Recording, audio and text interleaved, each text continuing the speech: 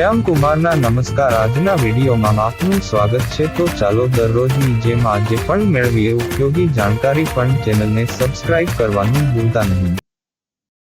Artificial intelligence AI એટલે કે કૃત્રિમ બુદ્ધિમત્તા એ એક એવી ટેકનોલોજી છે જે કમ્પ્યુટર સિસ્ટમ્સને માણસની જેમ શીખવા, સમજવા, વિચારવા અને નિર્ણય લેવાની ક્ષમતા આપે છે।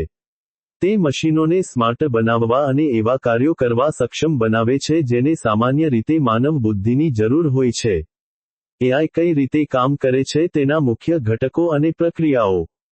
ડેટા। એઆઈ સિસ્ટમ્સને શીખવા માટે મોટી માત્રામાં ડેટાની જરૂર પડે છે। આ ડેટા ટેક્સ્ટ, છબીઓ, ઓડિયો, વિડિયો, સંખ્યાઓ વગેરેના રૂપમાં હોઈ શકે છે। જેટલો વધુ અને ગુણવત્તાવાળો ડેટા એઆઈ સિસ્ટમને આપવામાં આવે છે, તેટલી તેની શીખવાની ક્ષમતા વધુ સારી બને છે। અલ્ગોરિધમ્સ એ ગણિતીય મોડેલ્સ અને નિયમોનો સમૂહ છે જે એઆઈ સિસ્ટમ્સને ડેટામાંથી પેટર્ન શોધવા, શીખવા અને આગાહીઓ કરવા દે છે। મશીન લર્નિંગ અને ડીપ લર્નિંગ એ એઆઈના મુખ્ય અલ્ગોરિધમ્સ છે।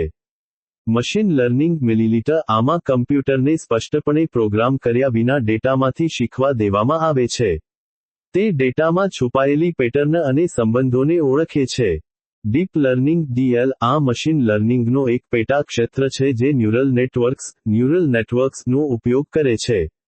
આ નેટવર્ક્સ માનવ મગજની રચનાથી પ્રેરિત હોય છે અને જટિલ ડેટા પેટર્નને ઓળખવામાં સક્ષમ હોય છે, જેમ કે ચહેરાની ઓળખ અથવા ભાષાની સમજ।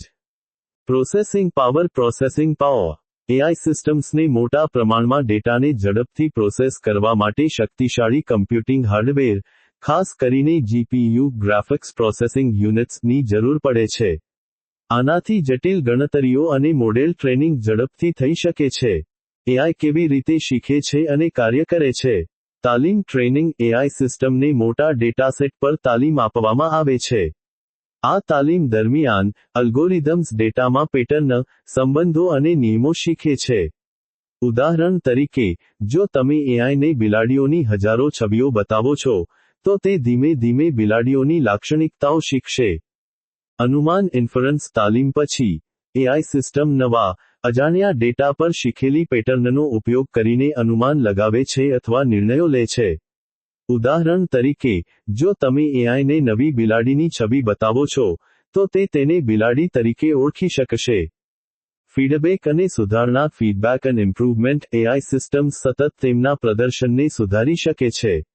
જો તેમના અનુમાન ખોટા પડે, તો તેમને ફીડબેક આપવામાં આવે છે જેથી તેઓ ભવિષ્યમાં વધુ સચોટ બની શકે। એઆઈના મુખ્ય પ્રકારો। Narrow AI Ni artificial narrow intelligence આ એઆઈનું સૌથી સામાન્ય સ્વરૂપ છે જે ચોક્કસ કાર્યો માટે ડિઝાઇન કરવામાં આવે છે અને એક સમયે એક જ સમસ્યાને હલ કરવા સક્ષમ હોય છે। ઉદાહરણો: સિરી, એલેક્સા, ગૂગલ મેપ્સ, ભલામણ systems, recommendation systems. General AI artificial general intelligence આ એક સૈદ્ધાંતિક ખ્યાલ છે જ્યાં એઆઈ માનવીય બુદ્ધિની જેમ કોઈપણ ક્ષેત્રના જટિલ કાર્યોને સહજતાથી કરી શકે છે અને નવા કાર્યો શીખી શકે છે।